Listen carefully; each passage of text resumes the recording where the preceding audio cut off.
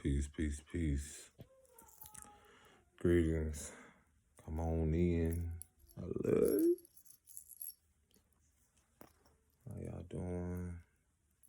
Happy full moon. Give honor to source, give honor to the ancestors known and unknown.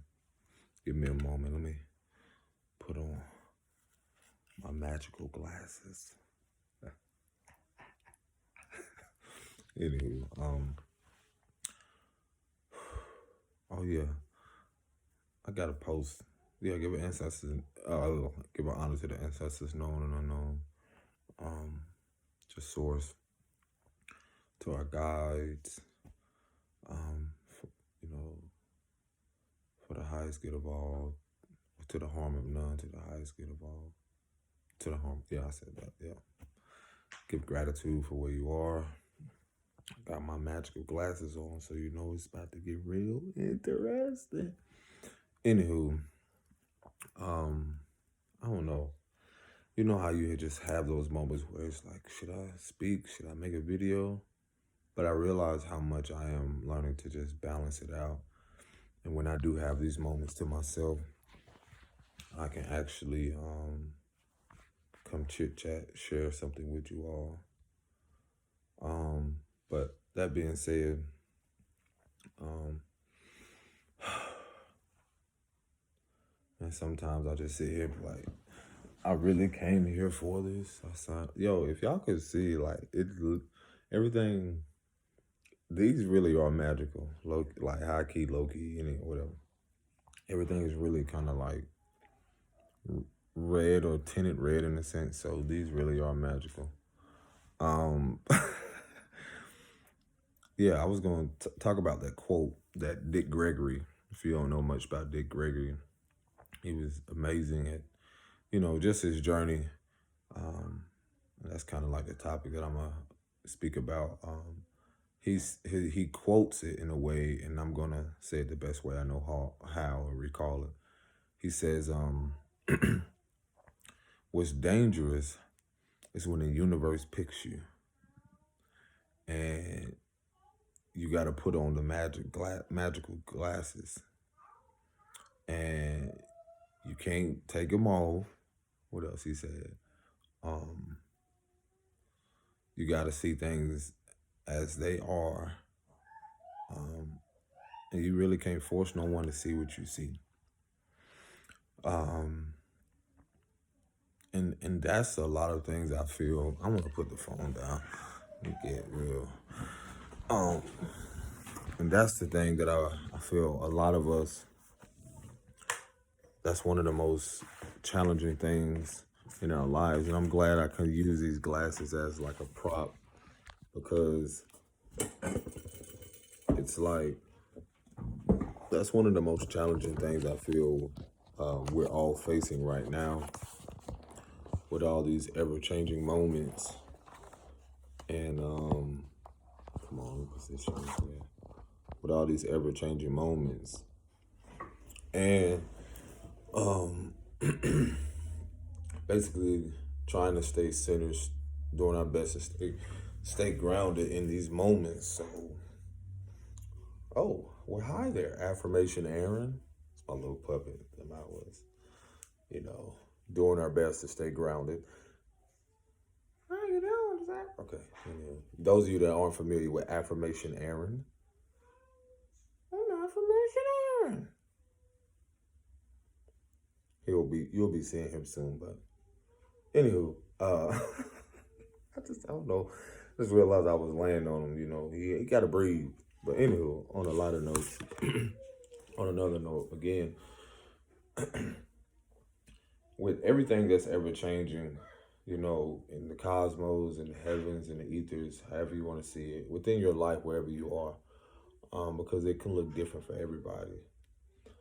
The magical, the magical glasses. Something's telling me go check the stove, because I wanted to drink some tea. Give me a moment.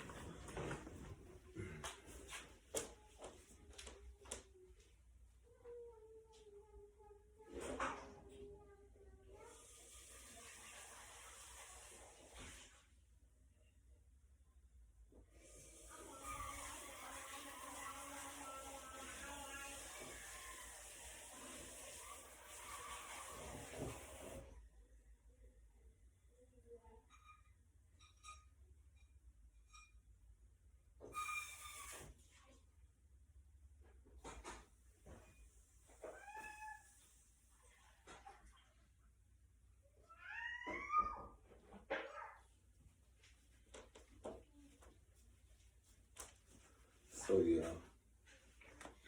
I'm tired of licking my lips. So anywho, where I was getting at is the magical glasses, the perception of things. Um,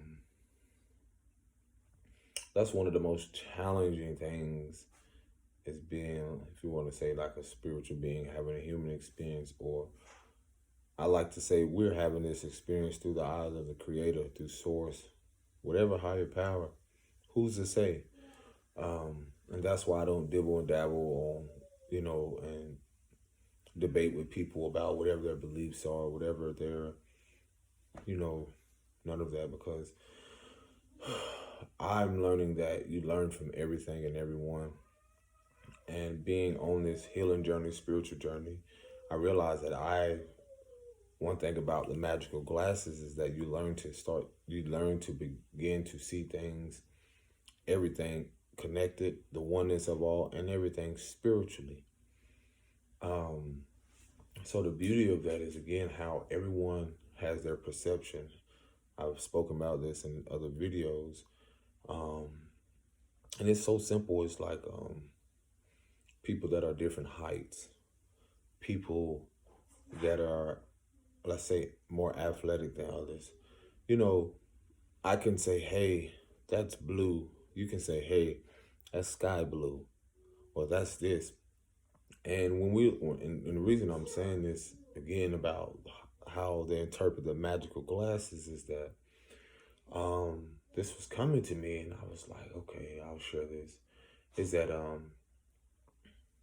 sometimes we can be, and I've experienced this. I was so hard on myself at a time, even where I was trying to do my best to show up as the best version of myself, not knowing how that looks.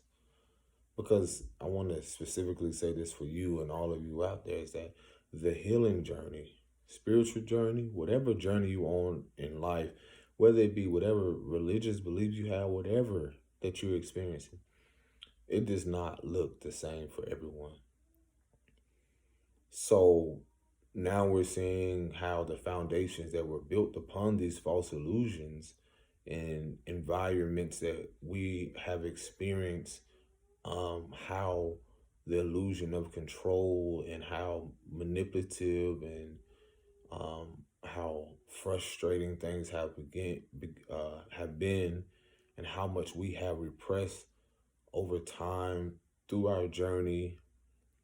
And now, one thing I realize is how I prioritize resting now, because this journey has been exhausting. And how that is connected is that look how much of our lives have been forced from the eyes of someone else. I'm gonna say that again. I even catch myself in times where I'm like, okay, let me stay on that topic. Like how that can look is like we've had people so much telling us what to do, how to do it, and what can cause that suppressed emotions, or repressed, however you want to perceive it, because you can look into it, is that urge to do something, and we don't do it, and we don't listen to our intuition, we don't listen to what's really guiding us, that inward nudge. And so everyone, in a way, myself, have been affected by this, because I've used to live out what I felt other people felt I should do, and how that led to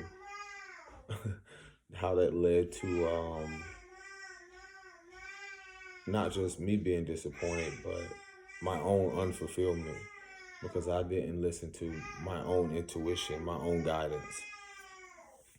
So a lot of which I start to ponder on and realize, like, how so much of society, peer pressuring, projecting, whether it be from like if someone was abused, in some way, shape, or form, due to how so many people have had so much repressed emotions or feelings, and not even conscious of it, then they have unconsciously uh, projected this out sometimes through other people. And so that abuse, whether verbal, physical, mental in a way, emotional, can play out differently for everyone. This is why I had to learn to, um, as Dick Gregory says, like once you put on the magical glasses, you can't take them off. And it's a sense of like you can't unsee what has been revealed to you. And I can connect that with the fact of how we over time have suppressed so many things and use others as scapegoats, use the job or working or things outside of us as a scapegoat, whether it be certain things dealing with religion, institutions, um, money, things that we deem valuable. But is that more valuable than your well-being? So, one thing I had to learn. Okay, Daddy, help you. Let me see it. Here you go. There you go. Remember, when you finish with the marker, put the top on, okay? So it doesn't dry out. Here you go. Get the top. Remember, hey, you left the top. There you go. Have fun. So, and I'm glad she came here because it's going to relate more to. You got it. It's going to relate more even to where I'm getting at because, again, this process is not perfect. Being a caregiver, a guardian, is not, it comes with a lot of constant evolution or like determination and courage. Days where, um, days where I don't feel like, um, I feel like I'm enough, or I feel like what I'm doing, my shortcomings, a lot of things that, again, I could go on a tangent. I can keep going on and on. But where I'm getting at is, again, because I always love to just bring it back to myself. Like, basically, it's like with my partner and I love to use these things because it's my present reality. Um, there are things. I had this talk with her. I was telling her, I was like, it's wild. I was like, there are things that I see that you maybe don't see. That can be in a physical sense, spiritual sense, emotionally, mentally, like feeling things, more aware. But that doesn't discredit the fact of how valuable we both are. Um, so with that being said, um, and it's not to judge others for where they are on their journey. I just realized, again, it looks different for everyone. Whether that be parenting, being a guardian, that looks different for everyone. Self-love, self-care, that looks different for everyone. So where I'm getting at is the fact that I sat down with her. I was like, love, can you believe, like, I don't know, I just be getting a lot of insight and sharing with her, like, how, when I look at my, and I'm gonna tell you, a lot of this is so important because when you look at your partnerships or relationships, even after, um, because you got going to the root with your mother and father or whoever your caregivers or guardians were, that was the root or development of whatever and however you were going to view and see the world. Because you were not only seeing it through your lens, but you were learning um, and receiving from whomever that was. You're receiving information, you're receiving how it is to love yourself, respect yourself, even if you didn't even, like most of us didn't even know what that was. So, or even just how to not only self-inflict, abuse yourself, but to abuse others. And this is the thing I feel like we all have run from, or come to, like we run into a brick wall, is that you see these topics about narcissism and all these other things, but I had to realize, like, again, going sitting down with my partner and really listening to the depths of what she had said. I had to acknowledge and really listen and feel the fact of how I could see how myself developed narcissistic traits. That doesn't mean that I was consumed by it. It was where I realized how much that what I deemed normal or accepted, I was living out, whether unconsciously, and I was doing it in a way of I was still being authentic and honest, but I realized that the fact, again, going back to the fact of both of us, which I had this talk where I said, there's something you're healing and facing in your lineage that doesn't look familiar. Yes, love. I expressed to you that when you don't put the top back on, it'll dry out, okay? Is it not working? Okay, go throw it in the trash. I'll give you another one. One moment. That's why I expressed to you, baby, like how when you use the markers, you have to put the top back on, okay? Here you go. You can use this one. Look, you see how daddy take this off like that? You gotta put it back on when you're finished, okay? Because if you don't take it, when you don't put it back on, it'll dry out. That means it won't work no more, okay? So look, when you finish, put it back on, okay? All right, appreciate it.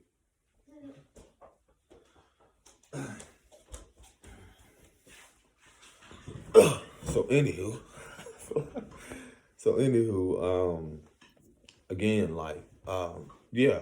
Well, I was just saying we was driving. I was saying this, but also another topic we were talking. Well, I was discussing, what we were sharing, is that when you when we whether you are in a relationship with someone, or whether you're in a partnership or whatever, or any type of connection you have developed, this can be from a teacher, this can be from a mentor, this can be from anybody that you have met or came in connection with.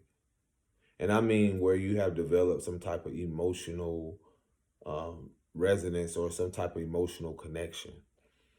And some of the most powerful emotional connection you're going to have with someone is not only the relationship with yourself.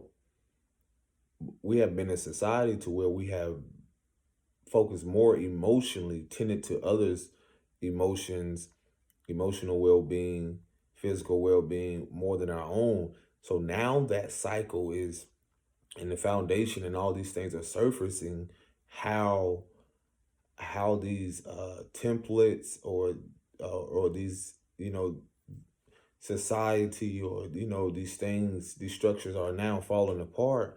We're able to now highlight the fact of that these environments, these places, these institutions, the homes that we lived in, there's a highlight on now how everything is surfacing, revealing itself, that none of this was more were honored our well-being, whether mentally, physically, spiritually. And you're talking about work environments, all these things.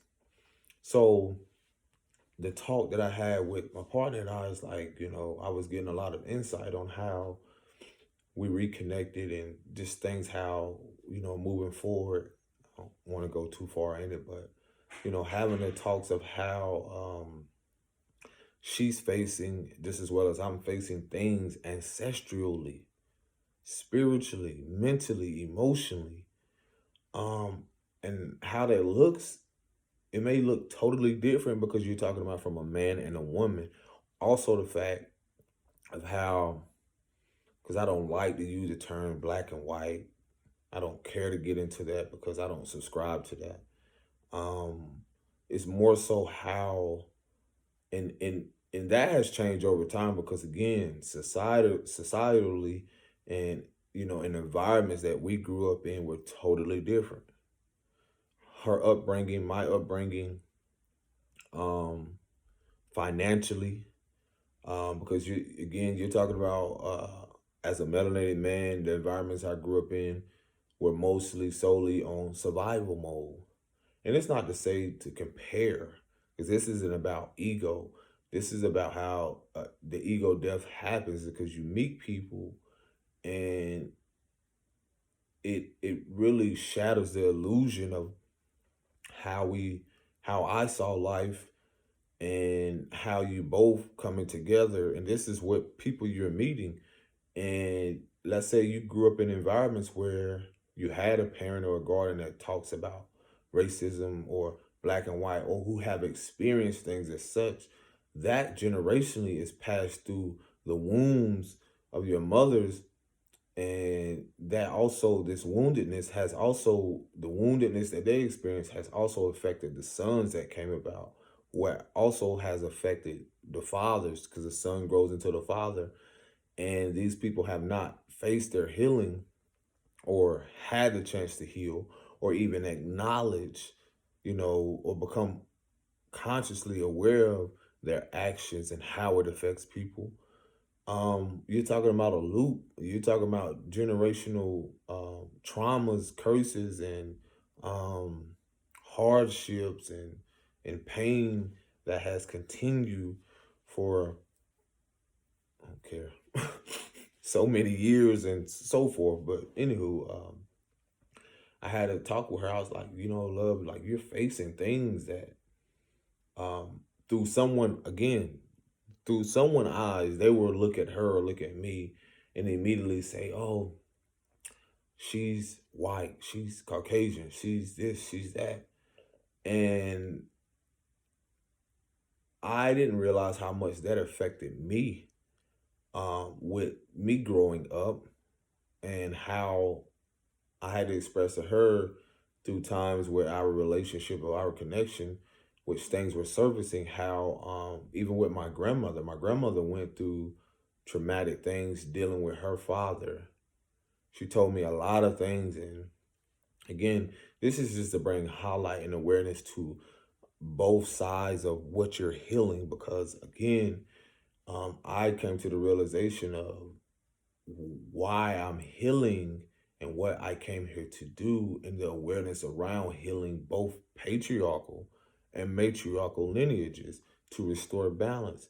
So I start to understand and comprehend more why we both met, why we're both highlighting or the highlights on again with my grandmother. We eventually sat down and talked about certain things.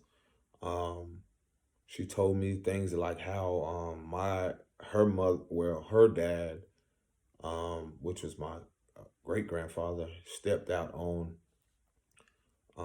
his wife, which was my grandmother's mother, with some may call a white woman, a Caucasian woman at that time. Because again, at that time where they were living, that's how they classify people. And you're talking about environments being in the South that a lot of things were forbidden. A lot of things were so one sided. There wasn't polarity. And and honestly, I felt like me hearing that really brought more awareness to why, again, when you're talking about repressed emotions, when you're talking about um, things that people have carried so long, and then you're talking about a narrative of how there's in what they call America, or what they call mostly in the South, there's this it's like if you wanted to have a billboard or something, there's this how can I say this? There's a huge um I don't know, like thing with um racism, black and white, or just slavery and stuff like that. And I told people, I was like, once you really start, and most people don't have knowledge of this, but when I talked about that with my grandmother, she told me those things. It brought more awareness into why her interaction has been with people that she deems, or some people may say Caucasian or white, or with that skin color, how her interaction is more relatable to, is connected more to pain rather than gain. And I say that because that suppressed, or that suppression, I'm gonna say how I can see it repressed is because of whatever her experience or her mother and father experienced with people, as such. But also the suppression aspect of it is how um I would see her, and she's phenomenal, but I would just see her just take care of, at the time, like 6, 7, 8 grandkids. When my mom was, out in the street, my aunt was doing whatever. But the bigger picture I'm bringing to this is that, again, this is not to devalue or slander anyone's character. It's to bring awareness to the fact of all of us, whether ancestrally or in our family dynamics, have or seen people have a lot of repressed and suppressed, or actively suppressing what they're feeling. Yes, love. Baby, daddy making a video. Okay? I'm making a video. How can I help you?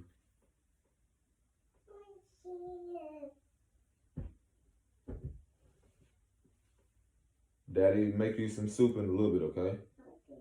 Okay. So how that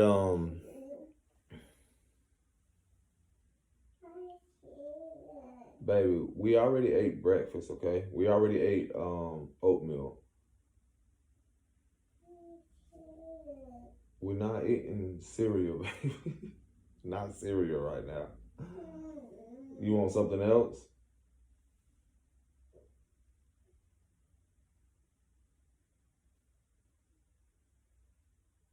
Hmm?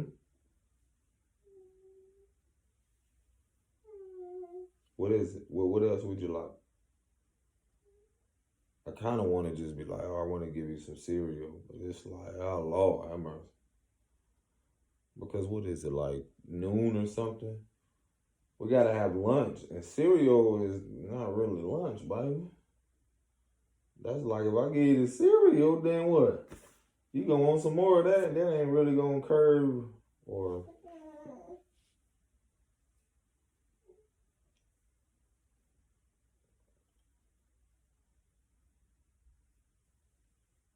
Okay, I can give you a little bit of cereal, but at the same moment, we still gonna eat lunch, okay? Like have some soup, okay? You okay with that? We getting a little bit of cereal, okay? All right. So, anywho, I want to take the phone. Come on, so I can give you the cereal. So I'll just walk with the phone. Basically, what I'm saying is how with my grandmother, how that suppression looks is that, and I'm glad this is coming up because she it's like she never really stood in her power to really say no, and she's at an age now, when I look at her health, when I look at a lot of things,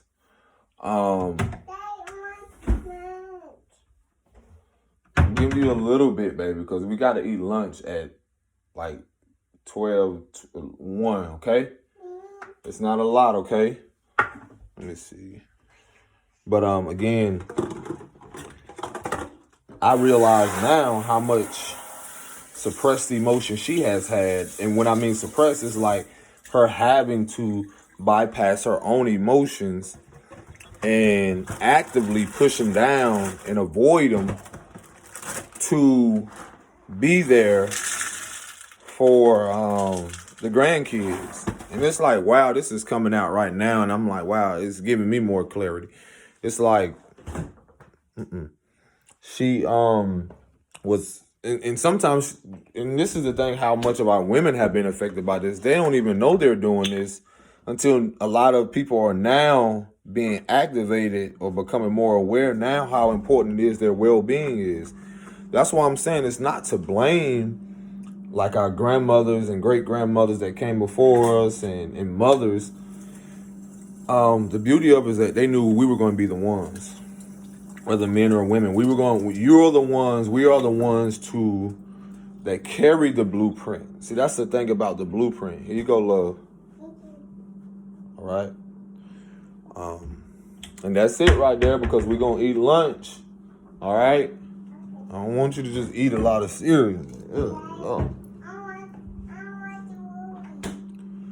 Okay, baby. Daddy get finished the video. I'll come in there, okay?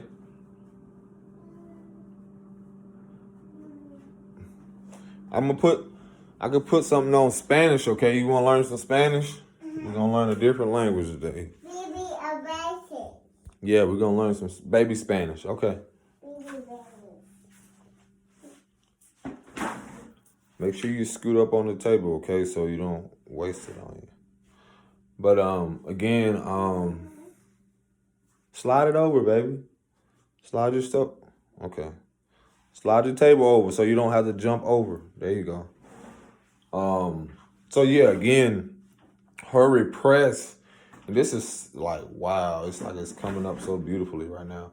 Her suppression or repressed emotions, because me bringing more awareness to this is like, even her relationship with her mother, I didn't really see a lot of emotional connection. I saw a lot of what we're seeing now is that our women and men, as our women, this is why I always speak about the matriarchal, become more in tune with who they are. Baby, scoot up so you don't. As our women become more in tune with who they are, this brings up a lot of not only repressed emotions, but then it brings awareness to how a lot of women and men have suppressed a lot of things and unconsciously not knowing how much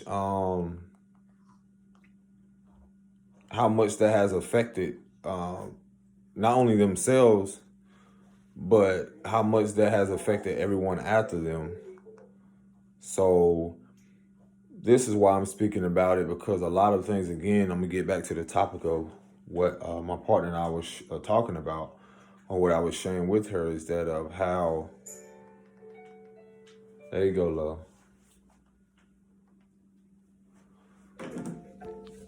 So where I was getting at is how now it brings more awareness to how why I see certain behaviors of my mom, my grandmother, and the connections that they had, because again, these were connections, or that unconsciously, due to whatever their mothers and fathers repressed emotions were, their unconscious behavior and how it affected them was a continuance of what they lived out currently, and what they projected onto their kids.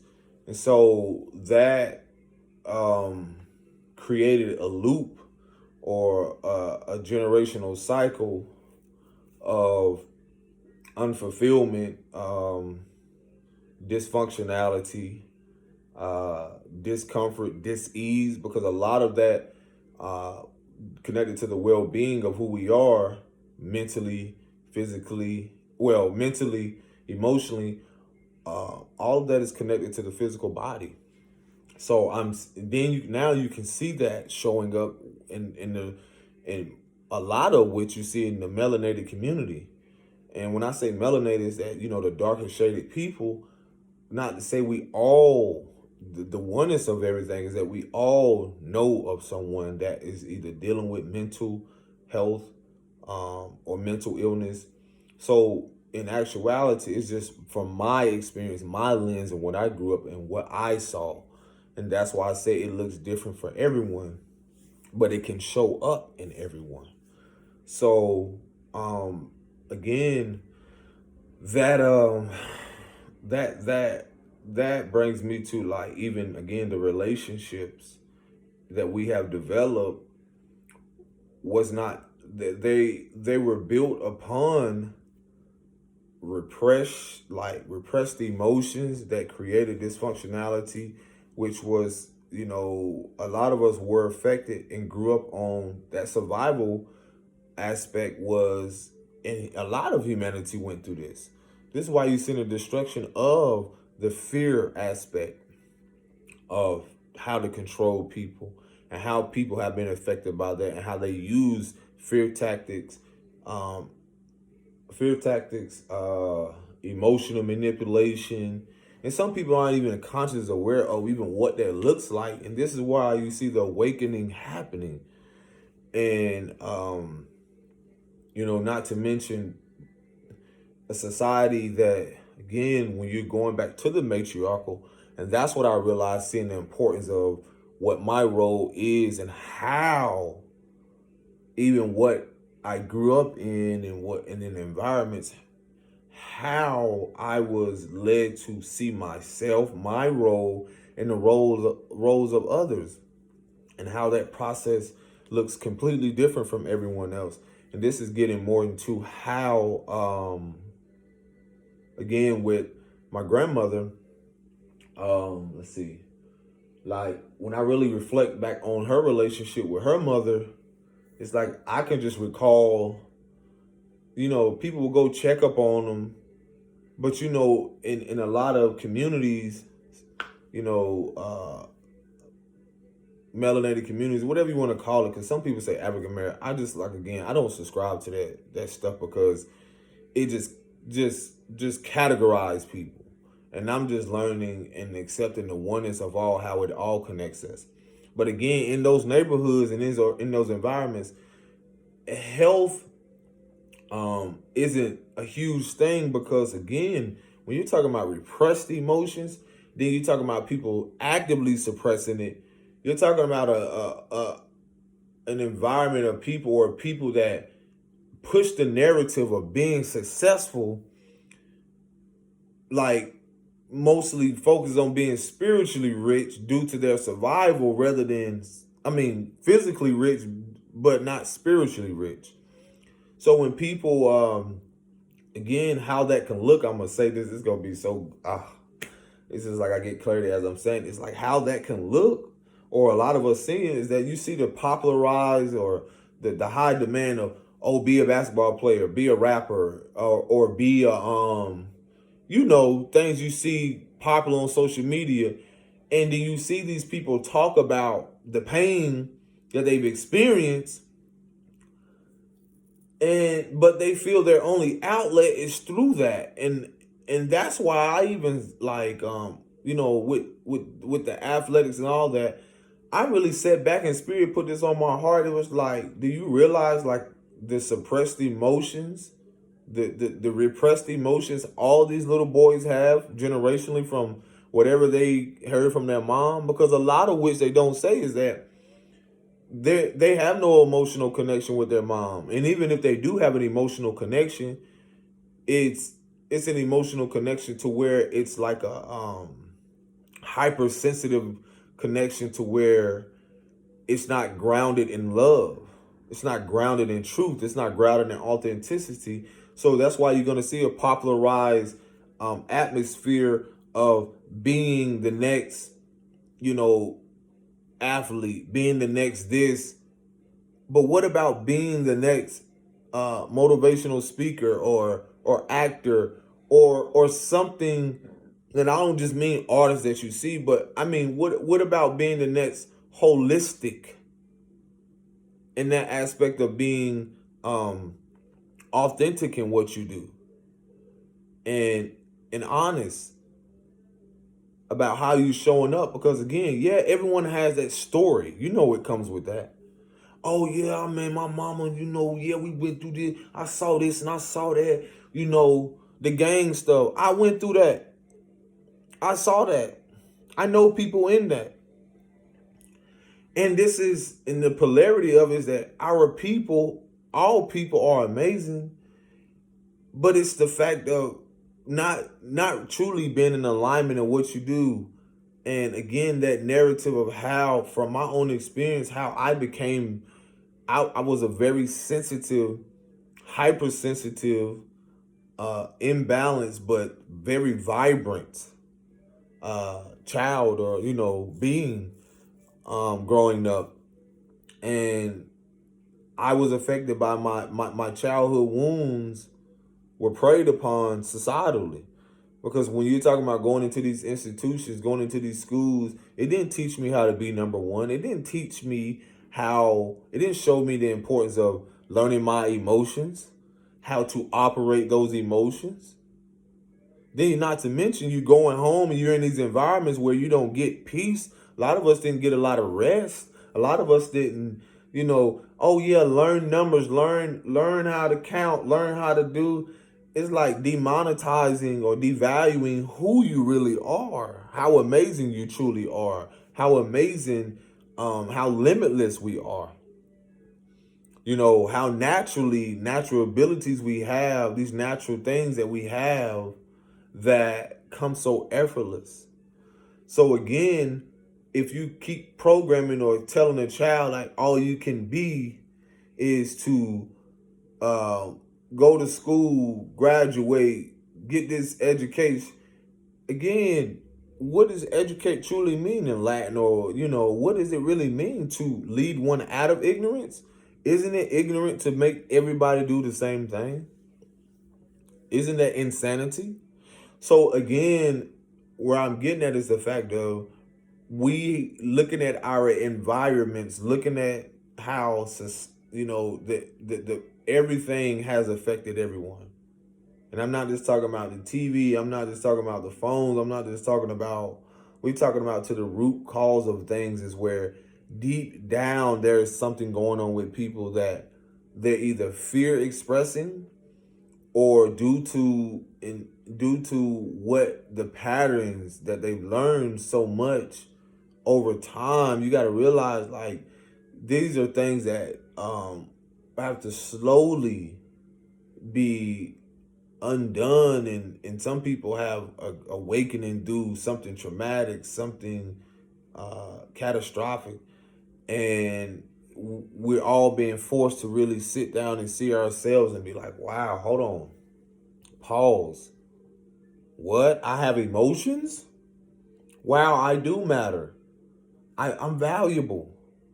And so again, how from my perception of what my experiences was in my childhood, again, these these environments, university, whatever, these things didn't teach me. I mean, outside of who cares about the money management thing, why does that even matter if I don't have a sense of peace? You're not showing me what it is to gain a sense of peace, or really to stay balanced. It's truly one-sided. And that leads people to these places. And again, it's like, I'm not telling people to embrace what I'm saying. If it's triggering you, hey, it's to bring more awareness, but are you willing to look? Everybody's not willing to face that shadow, to face themselves, and realize some of us here, very few of us, are here to observe, acknowledge, and really put in the inner work, shadow work, or face ourselves to really change. Be the change first, because it doesn't look the same. I'm not gonna just go out there and be like, oh, I had that aspect on the journey where, like, oh, I want to change, I want to do everything for everybody else. But I had to listen to myself, really, really nurture myself. So again, when I look at these environments where you're talking about kids, you're talking about us now in 30s, 40s, 50s, your mother's and father's perception of what they grew up in, their whole world right now is being shattered. It's already shattered. It's done. It's been falling apart.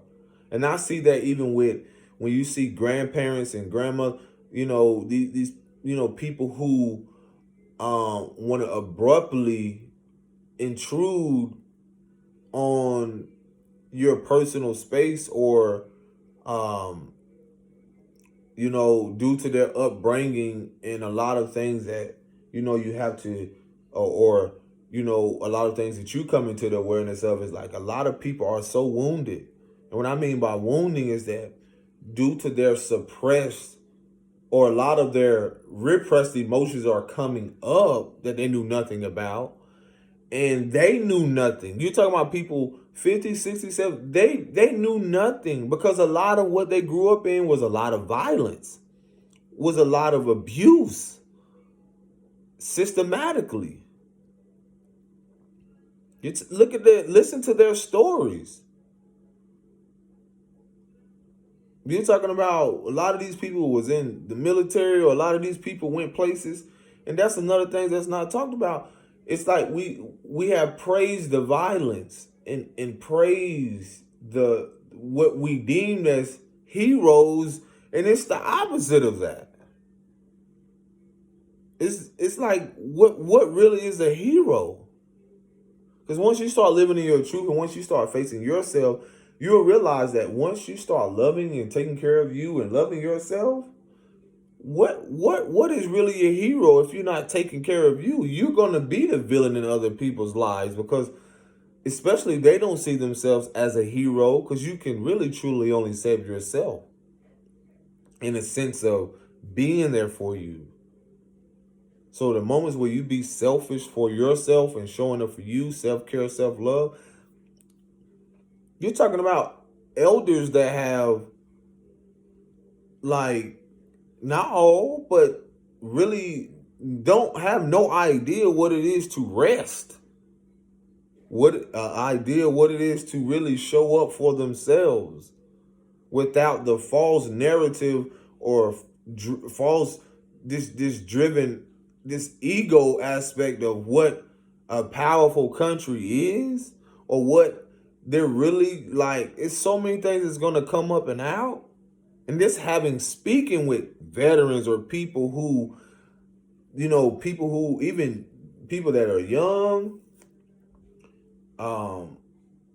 them listening, telling me stories how they went to places, and how truly it's like you're invading, you're intruding, you're coming into someone else's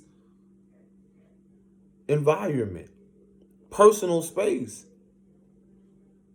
In reality, you're talking about a nation or a people. You're fucking bullies. You've been bullying people. And we all have been affected by that. Because what is that? What is it, a bully? And you're talking about bullying innocent peoples. And the insanity is that people subscribe to it. They accept it. So again, the whole aspect of getting back to, like, learning what my grandmother and them was talking about, it's like you got to recognize that these people were bullies. Anybody that's trying to manipulate and control your narrative of trying to tell you what it is and how you should do it, they are a bully, or a well-known, if you want to use the term, narcissist. And then when eventually, when that person stands up to the bully, all of a sudden the narrative flips.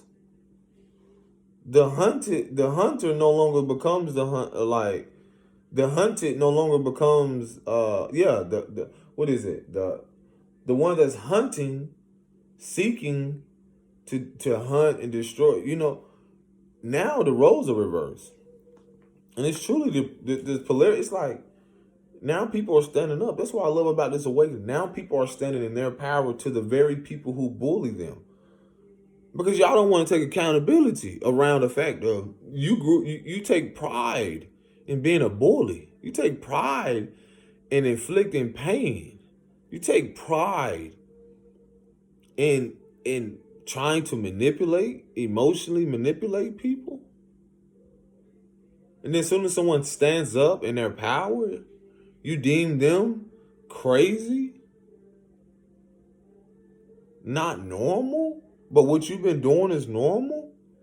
I'm so happy a lot of this is coming to the awareness because people get to see themselves and the anointed get to choose their own path. Meaning those that came into this awareness, we get to choose sovereignty, like our own path.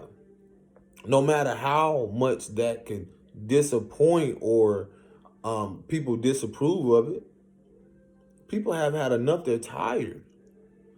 And when you're breaking free and breaking generational chains and curses, you're breaking free from not only the mental enslavement, emotionally, spiritually, physically. So that comes with grieving. I had to go through a grieving process when you're, you want to have this, people want to make you feel guilty because you don't want to be in the reality that they're living in or be a part of what they're a part of. They don't even they're unconsciously not even aware that it's pulling you down or dragging you down to the depths of where they are, because I don't want to be accountable for your emotions. Because in my standing my truth, I'm allowing myself to liberate myself, and you helping you to really see yourself. But are you willing to see it? So again, it's the awareness of how what you're doing, you is divinely orchestrated. And in that, you're divinely guided and protected. So that perception of the magical glasses is that in certain aspects, you have to realize it's me, myself, and I. And a lot of us came to do that this lifetime, to stand in our truth, to be honest, to be authentic. Because if you look at others, and it's not to say all of those that came before us, because some of them, they were deemed also crazy and ostracized and castrated just because they wanted to speak their truth. So again, now let's just say we're outnumbering that now, in the sense of like the light is here. And so generational curse breaks can look like breaking that chain and cycle of what racism, which I like to say is self-hatred or self-abuse, looks like in your tribe. Meaning that if you have someone that just because their ethnic or nationality doesn't look like you, doesn't mean that there isn't love in the depths outside of the avatar or the suit that you see. It's because some people, again, you're here to break their illusion of it being, we're returning to the essence, meaning we're going more inward. We're seeing things more spiritual, in a spiritual sense. So if you're talking about countries or America, a lot of people have melanin in them. A lot of people, ancestors, come from that. A lot of people had to navigate with people like that. A lot of people had to play a role. And this is another thing that's not talked about. When you look at the origins of everything, if it's melanated, who do you think played a part in helping other people? See, that's what accountability, when melanated people want to come over here and always want to jump ship and go to this side. I don't care about no side. Because a lot of which, and I had this talk with my partner, I've sat down, I've done the research, and I learned a lot of what has happened is because a lot of people that were darker had their hand in shit. But some of y'all so blinded to where you want to convince people that they shouldn't be around people because of what they look like. You're the fool. You're the dummy. Because there's somewhere in your life, as much as you want to deem this person the worst person in the world, that person helped aided you or your lineage to something to see within yourself, to see the bigger picture.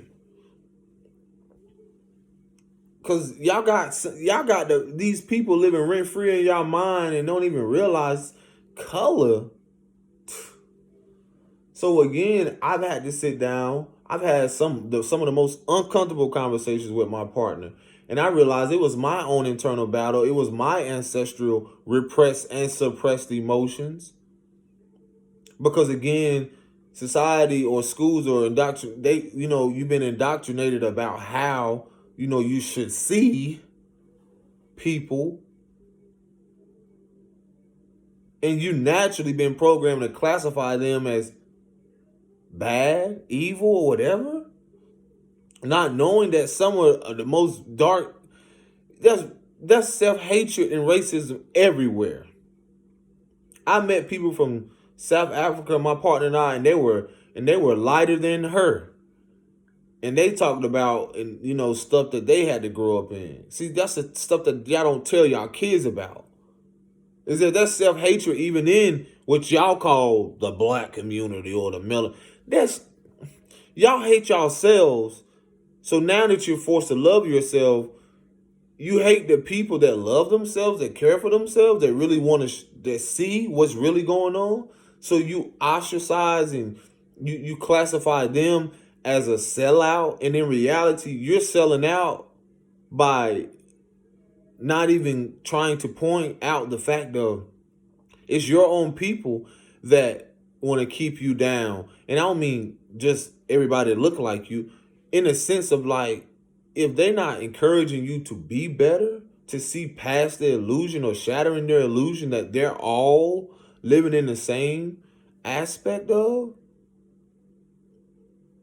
not wanting to grow, not wanting to expand their horizon, because y'all don't go nowhere, not willing to go nowhere, and not realizing wherever you go, you're going to see abuse. Wherever you go, you're going to see similarly in other people's families, no matter what nationality they are. You're going to see people who also battle with mental illness, suppression, fear,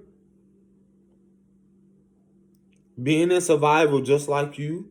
I've traveled and seen the what do you call those what do you call that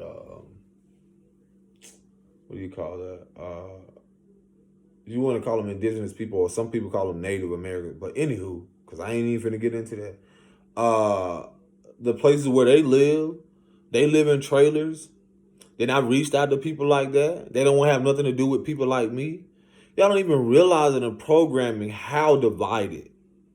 And that's why I'm so grateful for the Awakening. How divided America, whatever you want to call certain lands have been. Y'all divided amongst yourselves.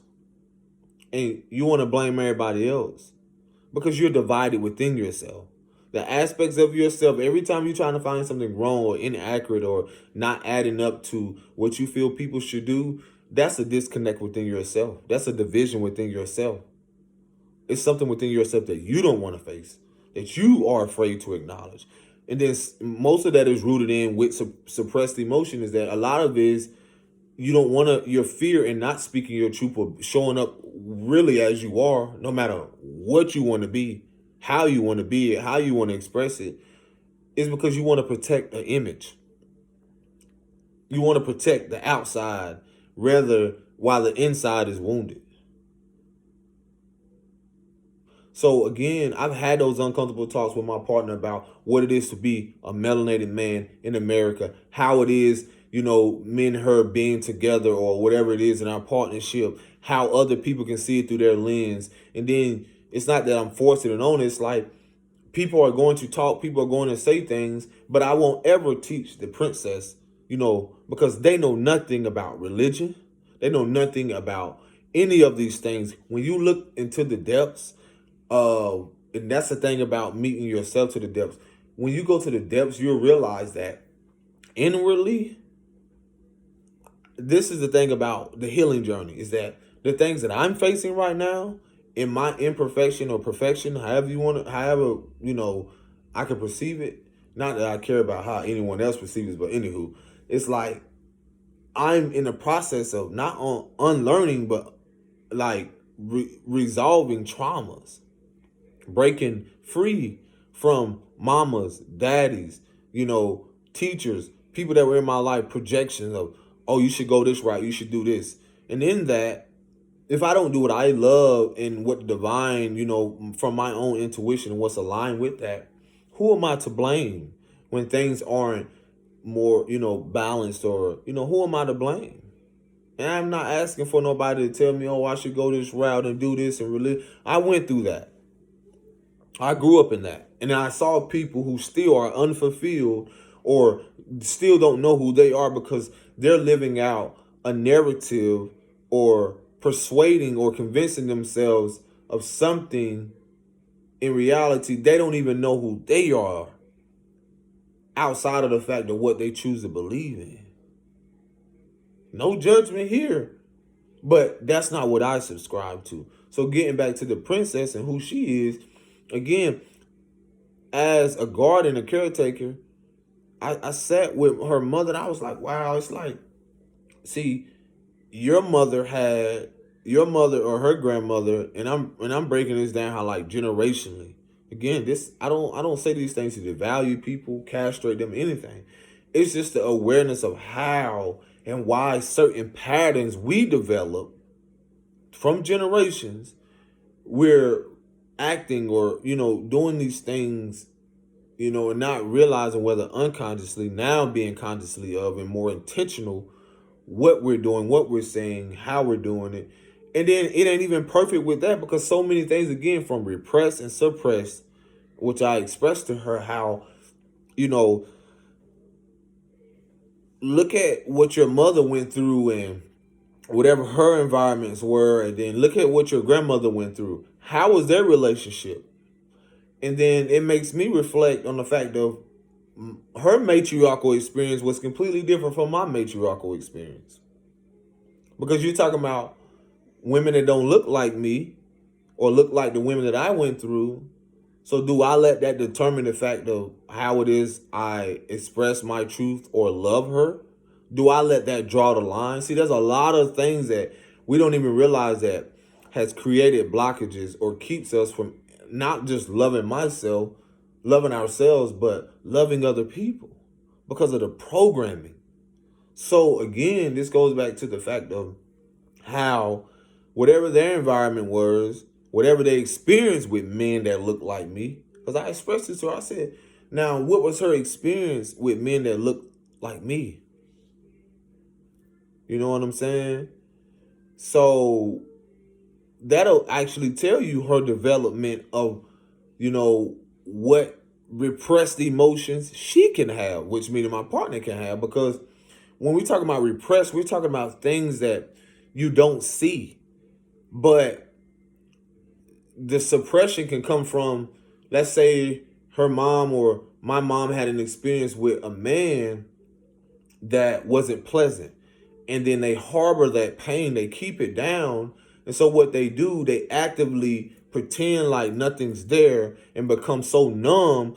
And what you see and then there comes the addiction with certain things. Then there comes the repetitive behavior, the emotional manipulation to get what they want, or, addiction to, sexual addiction, things like that, prostitution. It's so many things that come along with that to where they're unconscious what they're doing. And sometimes they don't realize they don't see a way out. They don't see the light at the end of the tunnel. So a lot of us here, no matter our age, we are the ones that are facing that shit. We are the ones that are acknowledging that. So to them, you easily become the villain because they never seen themselves as a hero. And I'm going to be real. They only saw Jesus as the hero, depending on people who are in religion. And I'm just giving you an idea. It's like, because see, y'all got to see how that, and it's not to say who, these different, whatever people believe in their higher power. I'm just using an example of how certain things with programming could have been used to keep people in a loop of pain.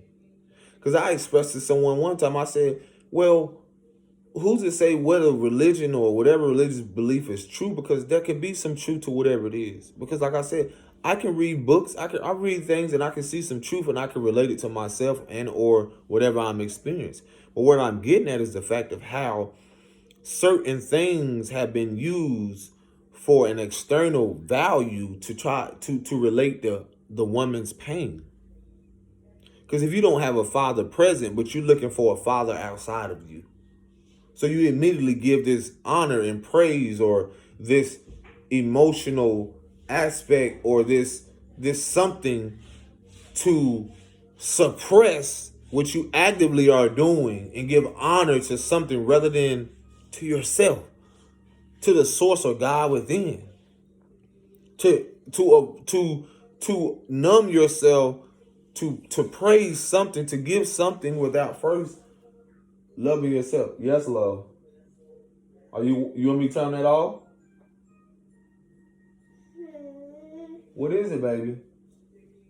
Daddy doing a video. How could I help you? One more. Are you still watching? You done with the cereal? Okay, come on then. How can I help you? Because Daddy gotta finish this video. Baby, that's it. I told you get one bowl, because you're not gonna eat cereal all day. You're not eating cereal all day, today. That's it, okay? And we're gonna be taking a nap in a minute. Stop, Daddy doing the video. Okay? Where Aries at?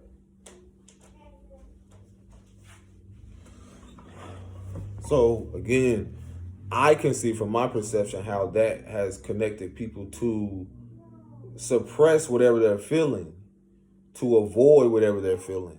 Oh, let me give the gratitude, or let me give this to someone else. Again, I'm not saying this for people to agree, to accept. I just see the emotional connection to something external rather than really truly believing in yourself. And this is why, again, you hear people talk about how they always try to demonize or castrate people for spirituality. But naturally, all of which people doing is connected to that. Because naturally what we do, again, I don't tell you to believe or accept just because I feel I'm a spiritual being having a human experience. I don't have people already try to say, oh, he's a part of a cult. Oh, he's this, he's that, and not even going to research what these things that they're saying actually to either be true, actually to research what the words mean. I don't even give my energy, my time, my space to that, because I realize is that everyone change, everyone shifts. I'm at another place. I'm at a higher place within myself to know that, again, what would life be without the naysayers? What would life be without that motivation? So if I grew up in these environments, that wasn't fulfilling for me. I seen my mother, I seen my grandmother. It didn't just click for me. It didn't make sense to me. I would go there for different reasons. Some people would go to church just to make fun, meet women. Some people would go just to. So again, perception. Who's to say what's right or what's wrong? That was my path at that moment. Everything, just like you don't do the same thing that you used to do, but at the same moment, I'm not the one to judge that. But people want to play God or the creator. People want to bring down a hammer in your life without looking in the mirror, without really facing themselves, without really going inward and really acknowledging what they're going through. So again, this goes back to the fact of I sat down with my partner and I realized how I expressed the fact that I was still hoarding, or now a lot of stuff that was repressed is coming out. And a lot of things I suppressed. And then I learned more about her connections, because a lot of people, what we don't realize is that a lot of unemotional available parenting or caregivers, because you see it. Yeah, people can praise and give you this. People so attracted to or what they think is valuable. It's like, oh, you see all these people with all this money and all this other stuff. You could have had caregivers that, some people were births, because I know people like this that have wealth. But I saw the integrity and character. They wasn't authentic because they had all these things, but how they treated people on the street, I looked at that like, wow, like, you can be there. That's not cool. And then now you're seeing the equal playing field right now. The value of money in the U.S., the housing market. the schools, all these things again, that people put so much energy and so much faith in, not realizing that now it forces you to see yourself. So where I'm getting at is the fact of, again, that wasn't my journey. I came here to do something different. I came here to really see myself and to see versions of myself and to see what it is I'm learning and what could I learn through other people. And how that looks for me may not look the same for you. So, again, getting on the topic of like, with my partner, let's say, she could have had someone that, gave you things financially. Again, this is not to devalue people. I'm giving y'all examples because she's or other people, she isn't, and other people have similar experiences. Money is not going to give you everything. It's not going to be emotional fulfilling, or it just showed me, because you're learning yourself and your partner, it just shows me like how unresolved trauma can look, is how let's say you had an emotional available parent. It's not to say that they didn't do their best, because see, that they can only use the tools that they were given. They, it goes the fact of like, what were their relationship? Like I asked, I was like, what was your father's relationship with your mother or his mother? What type of emotional connection they had? That'll tell you everything and how your connection would be with someone. Whether unresolved trauma, repressed things, that whatever happened prior to even you being birthed. Then you talk about how they have actively suppressed it because, oh, I gotta do this because I got a child, or I gotta do this. Lily, baby. So how they actively suppressed it, because that's what suppressed emotion is like how they actively try to numb everything. And that could be through addiction. That could be through trying to find, through work-related things, through things that really didn't satisfy their soul, satisfy their will, or, really pushed away their emotions or to feel. So this has been ongoing with everybody. So us having that talk, I was like, wow, it just showed me certain things with myself. I didn't have an emotionally available guardian. There was a lot of verbal abuse, and then there was a guy that was present that was not only verbal but physical abusive. So you're talking about, again, his circumstances had to deal with a lot of repressed things. What was his relationship with his mother to why he treated my mother the way he did? Then I had to realize, like, seeing now my relationship with my mother, or the connection with her, going through that grieving process where you sometimes have to choose the best route for yourself, meaning that it may look selfish to other people, but if I don't take care of me and focus on where I'm at presently and face the things that not so much she avoided, but it's so much of the fact of, what is it, baby? Yes, what do you want to do with it? What is it, baby? You speak. You're not saying that. I don't know what you want to do with it. Okay. We gotta keep this in here because we're gonna when mommy return. Mommy about you.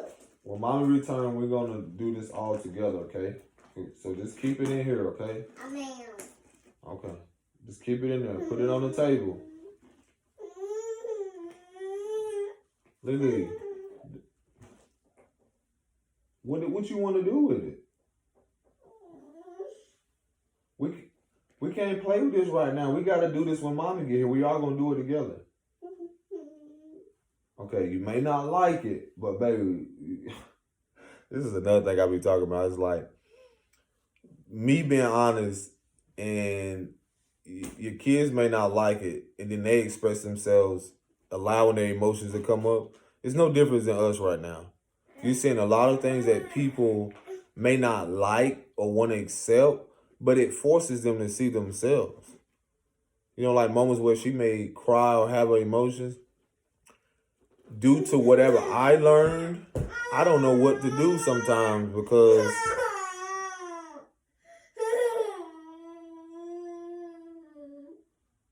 I don't know what to say sometimes, but just try everything. Like, hey, are you okay? What could I do? And then sometimes you just surrender.